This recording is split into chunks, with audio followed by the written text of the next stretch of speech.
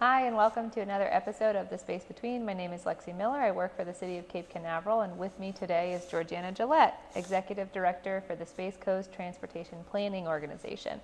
Georganna, thank you so much for being here. It is my pleasure. Well, it's awesome to have you. Just to get started, could you go over exactly what it is the Space Coast TPO is, what it does? Well, certainly. At the TPO, we plan a transportation system that enhances quality of life and economic development by engaging the community. That is a very important part of what we do. And to do that, we have to know where the problems are. And so we continuously monitor the conditions of our transportation system. We are very transparent about the projects and the initiatives that we work on, such as our Vision Zero initiative. And so it sounds like you guys do a lot here in Brevard County. And remind me, what exactly is Vision Zero? Vision Zero is the goal of zero traffic fatalities and serious injuries. It's not a goal of zero crashes, but fewer crashes that result in serious injury or lives lost. We've adopted a resolution in support of our commitment to Vision Zero, and are working with our county municipalities and partners to really start moving the needle in the right direction.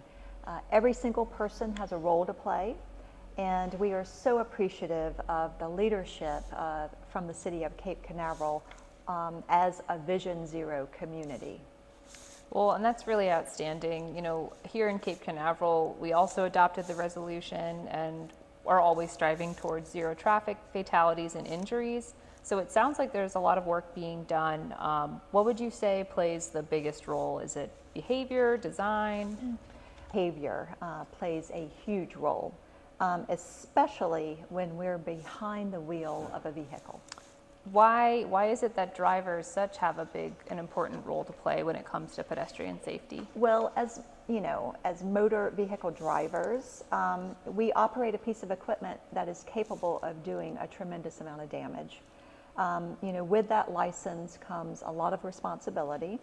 And when we make unsafe decisions, whether to speed or drive distracted, we don't just put ourselves at risk. We put the lives of the people walking, driving, and biking at risk also. That's a really great point.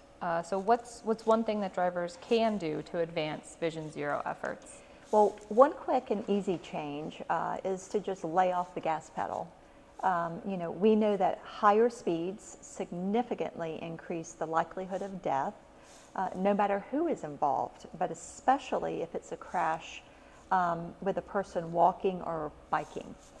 For example, we know that a pedestrian who's hit at 20 miles per hour only has an 8% chance of death, but that jumps to 46% if they're hit at 40 miles per hour.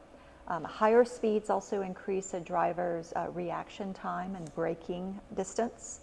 And traveling at higher speeds, it narrows your field of vision as you drive. So it makes it more difficult to see and react to people in the roadway.